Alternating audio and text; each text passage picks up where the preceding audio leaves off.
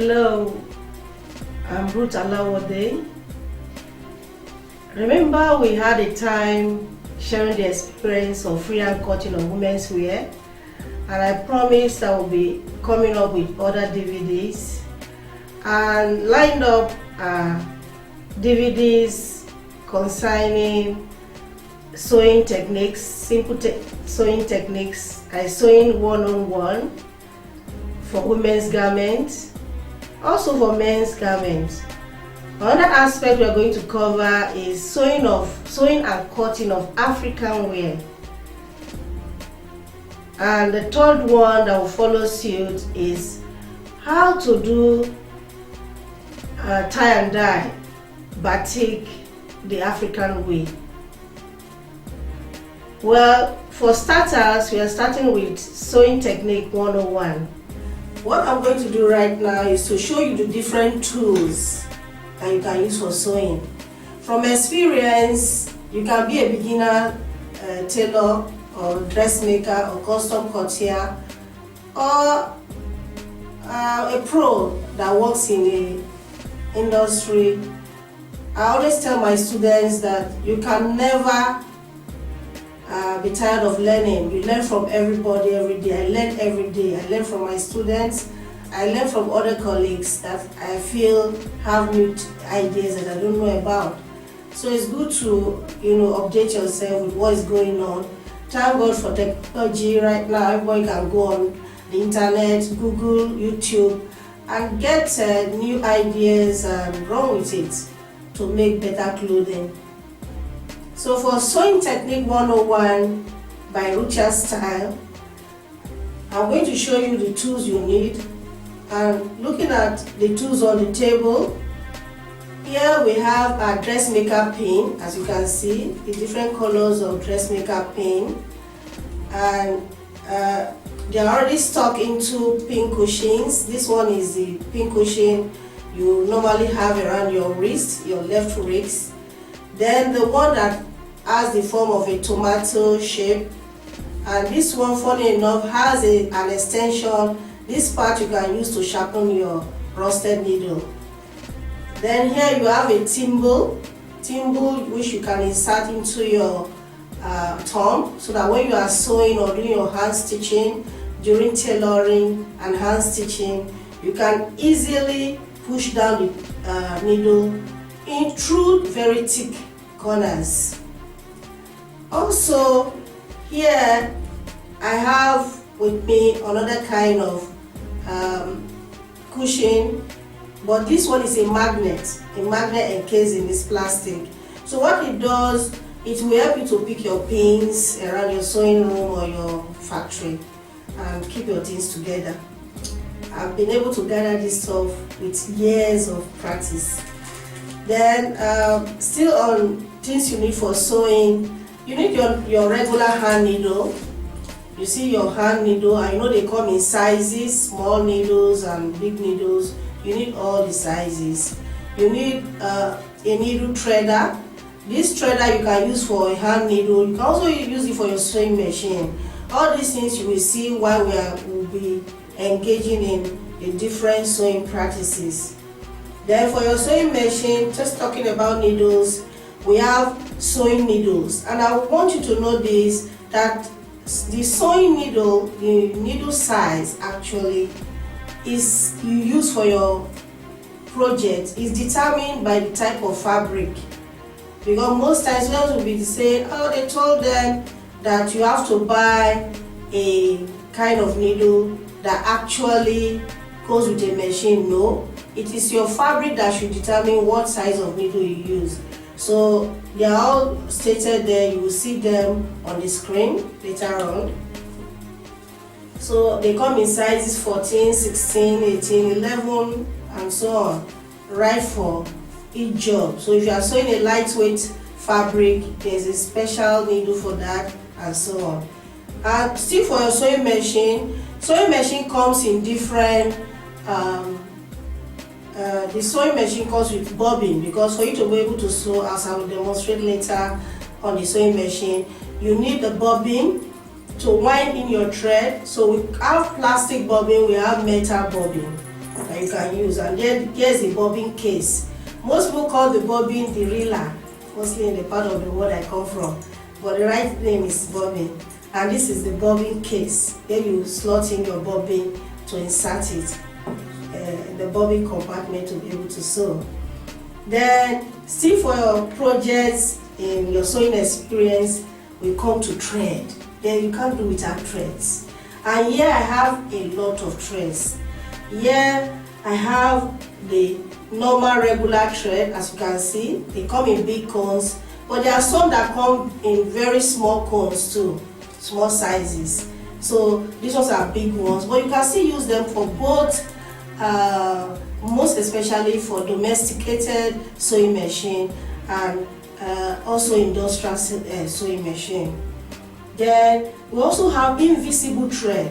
Invisible thread, as the name implies, those ones looking dark, but when it sews on your fabric, you will not see the stitches. It won't be as pronounced. So for those of us that are beginners that want to make sure our dress are well done, it will not show and it will make your work look like that of a pro. Then we have smaller sizes of that. If you can't afford this bigger size, you can buy smaller size that come in small cones.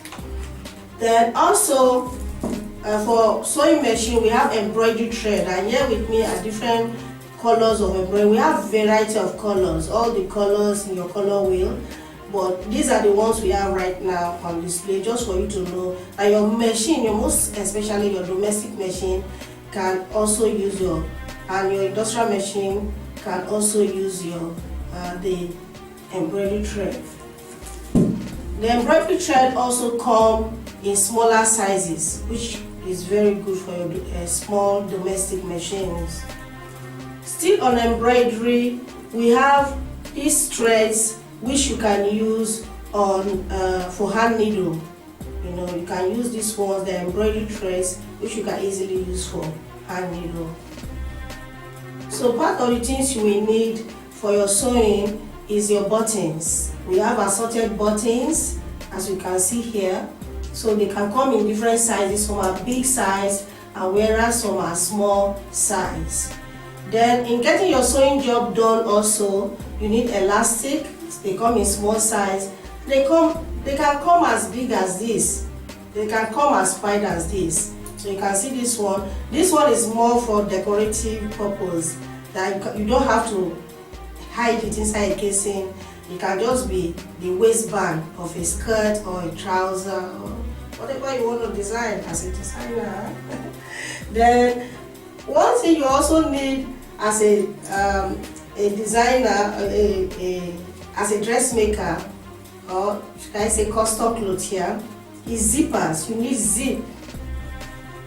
So zip come in variety of sizes and colors. As you can see, we have the ordinary zip, and these days a lot of designers of fashion accessories, sewing accessories have really come out with wonderful design.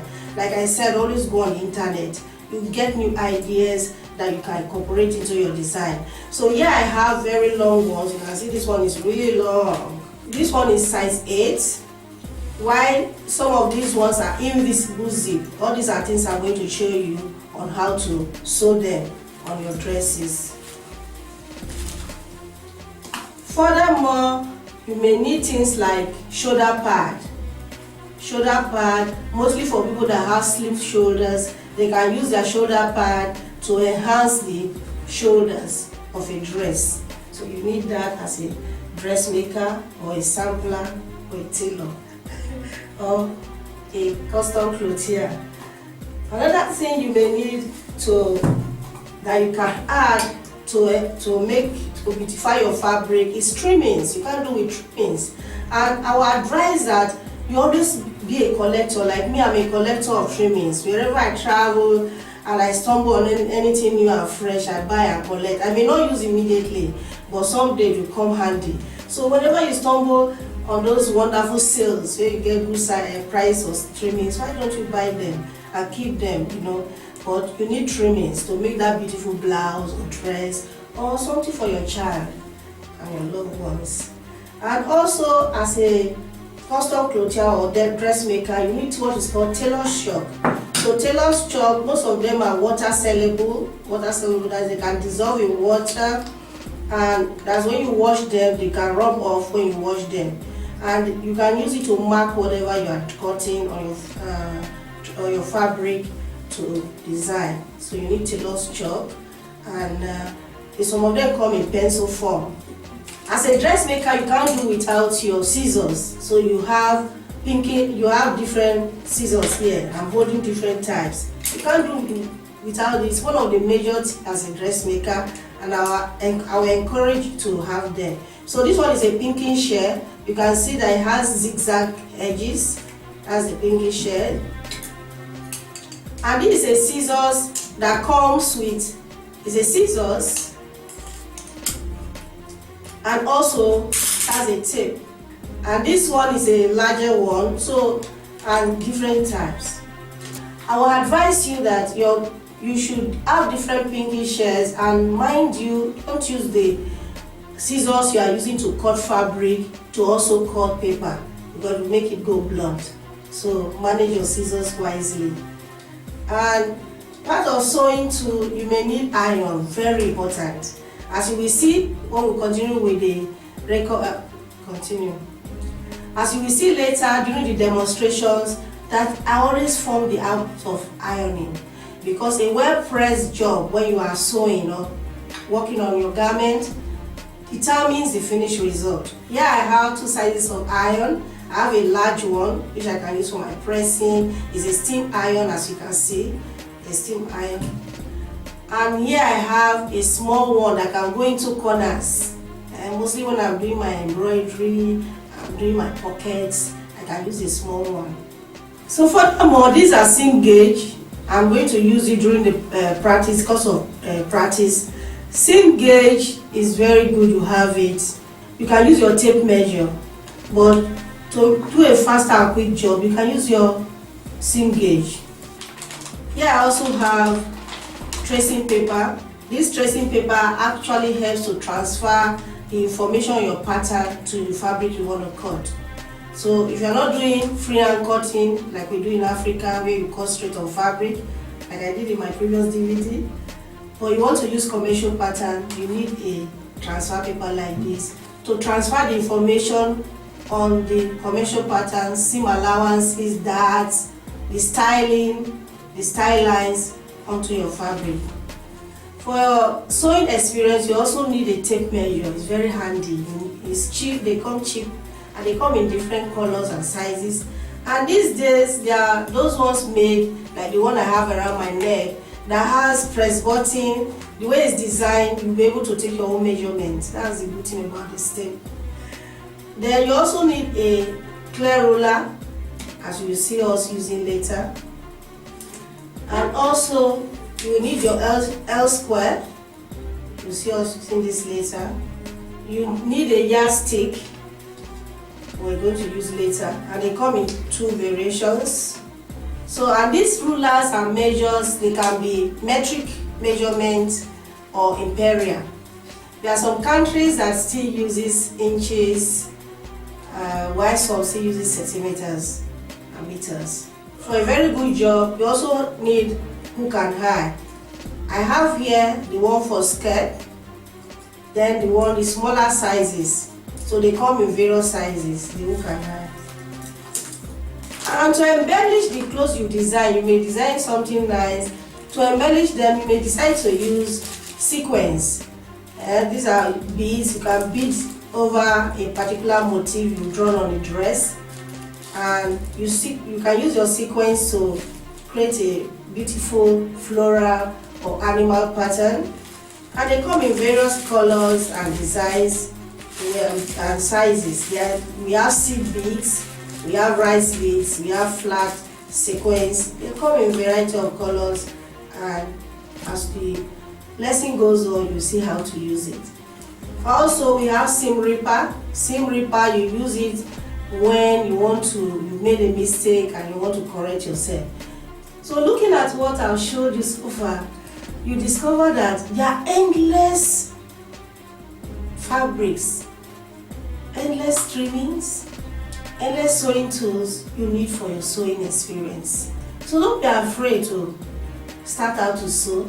We at Rutia Style, we believe that every human being has a creative part of them, and we are there to nurture you. Have a nice viewing.